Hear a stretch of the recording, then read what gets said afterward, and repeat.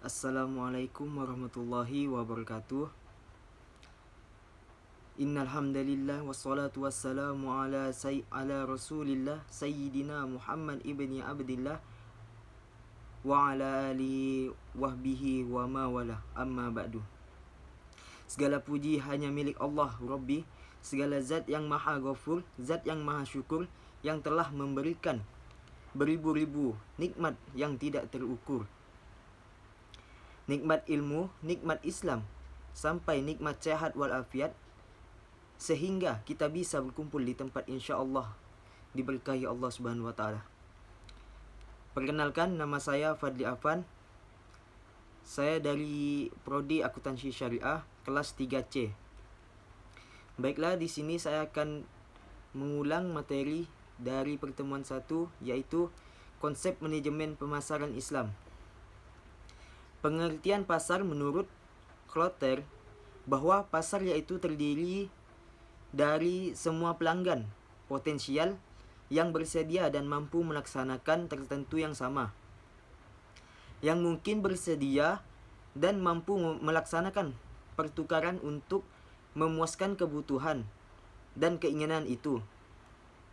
Pengertian pasar menurut Islam yaitu pasar merupakan tempat untuk melakukan suatu transaksi jual beli barang dan jasa oleh penjual dan pembeli. Pasar sangat penting bagi perekonomian di dunia. Begitu pula Islam memandangnya. Pada zaman Rasulullah SAW maupun Khulafaur Rasyidin, pasar sudah terjadi dan menjadi sunatullah seperti yang telah terjadi sebelum-sebelumnya. Di dalam Quran surah Al-Jumu'ah ayat 10 yang maksud arti tersebut ialah apabila solat telah dilaksanakan, maka manusia, terutama umat muslim, akan bertebaran dalam mencari karunia Allah dan mengingat Allah agar kamu beruntung. Islam bahkan hanya mengatur tentang peribadahan saja. Bukan hanya mengatur tentang peribadahan saja, akan tetapi juga mengatur masalah ekonomi. Ekonomi Islam bersumber dari Al-Quran dan hadis. Dalam Islam, pasar sangatlah penting. Rasulullah menghargai harga yang terbentuk dari pasar sebagai harga yang setara.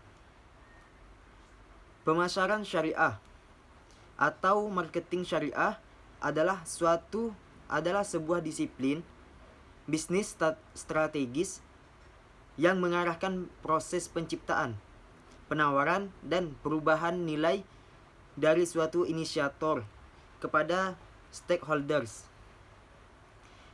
yang dalam keseluruhan prosesnya sesuai dengan akad dan prinsip-prinsip muamalah dalam Islam.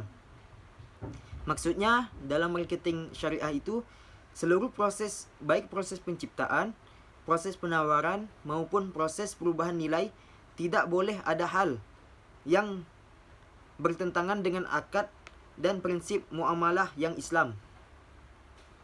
Riba secara bahasa mempunyai arti tambahan atau ziyadah.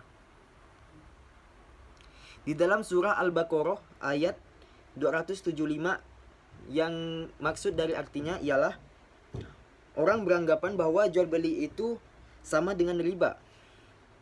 Padahal Allah telah menghalalkan jual beli dan mengharamkan riba. Jika seseorang telah mengetahui bahwa riba perbuatan yang haram, lalu ia berhenti, maka yang diperoleh sebelumnya itu akan menjadi miliknya dan urusannya kepada Allah Subhanahu wa taala.